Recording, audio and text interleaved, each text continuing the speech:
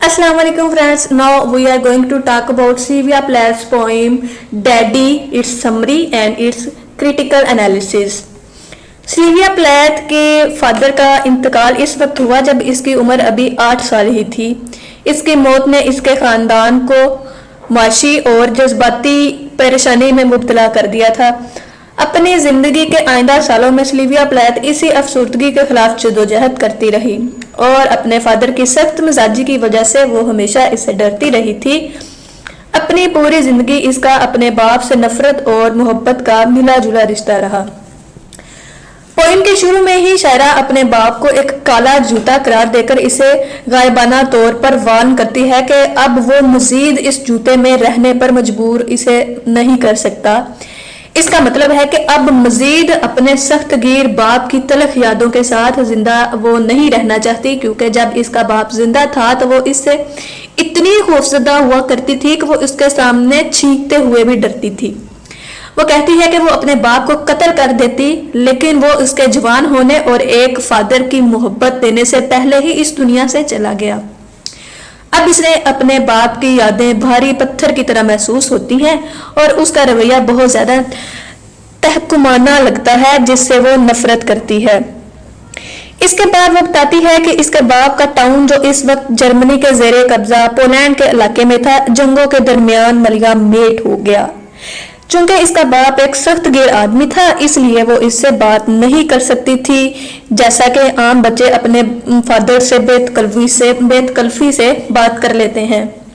जब भी वो अपने बाप से बात करने की कोशिश करती तो उसके सख्त रवैये की वजह से इसकी जुबान बंद हो जाती। इतने सख्त माहौल में वो खुद को खारदार तारों के फंदे में महसूस करती।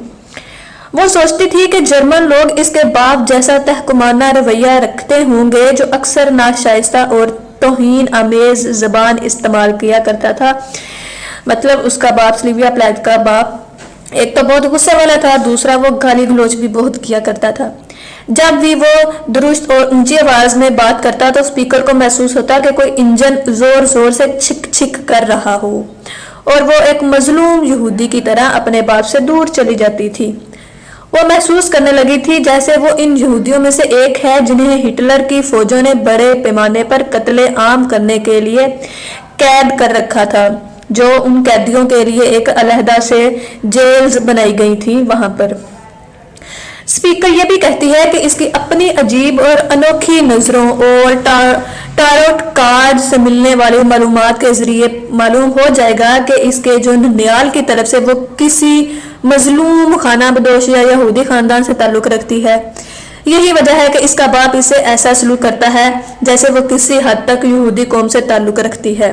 यहाँ पे इसके कहने का मतलब ये है कि शायद उसका ताल्लुक, उसकी मदर का ताल्लुक किसी लोअर क्लास फैमिली से था, किसी यहूदी फैमिली से, किसी खाना बदोश मजलूम फैमिली से था, जो उसका बाप इस तरह उनसे ताल्लुक अपना रिश्ता रखता था, ऐसे उनसे रवैया रखता था जैसे वो कोई बहुत ही लो क्लास हो और वो खुद कोई लीडर हो जिसके अंडर सारे काम करते हैं, वो सब पे हुक्म चलाता रहता है। यहाँ पे सिल्विया प्लैथ का कहने का यही मतलब है।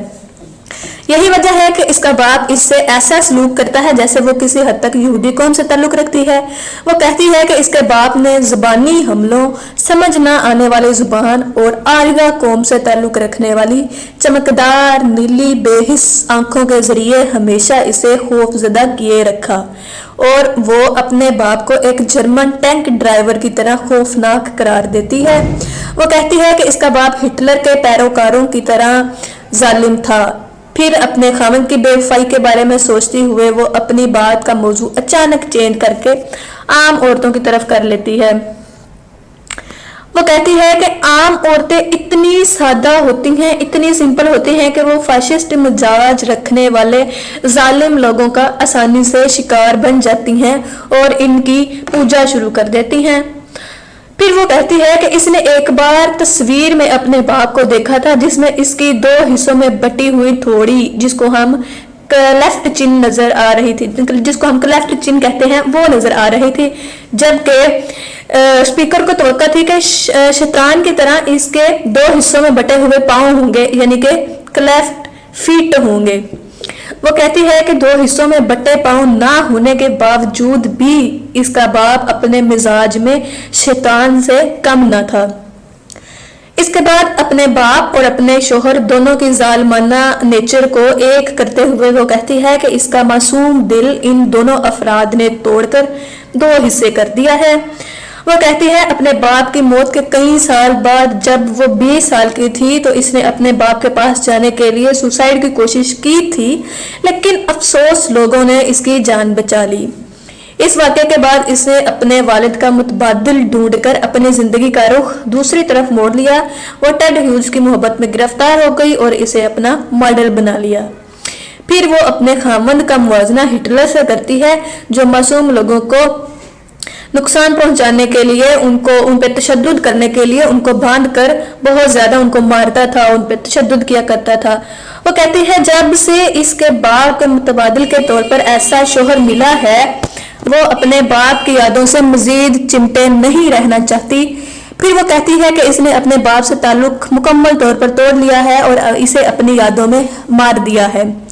اس کے بعد وہ اپنے خاوند کو خون پینے والی بیڈ آئی چمگادڑ قرار دیتے ہوئے کہتی ہے کہ وہ ایک اور عورت کے پیچھے بھاگنے کی وجہ سے 1 سال تک اس کا خون پیتا رہا، اور حقیقتاً ٹیڈ 7 سال تک جب سے سلیویا کی اس کے ساتھ شادی ہوئی تھی اس کا خون ہی پیتا رہا۔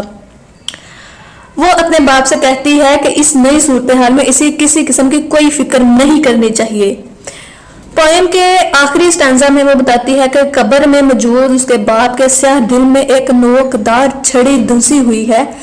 جو گاؤں والے اس کی سخت مزاجی سے نفرت کرتے تھے اس وقت اس کی قبر پر خوشی بھرے انداز میں ڈانس کر رہے ہیں۔ آخر میں اپنے فادر کو ایک مرتبہ مزید مخاطب کرتے ہوئے بڑی بے شرمی اور توہین آمیز انداز میں باسٹرڈ قرار دیتی ہے، اور وہ بھی یہ بھی کہتی ہے کہ اب اس کا باپ اپنے باپ سے کوئی تعلق نہیں رہا۔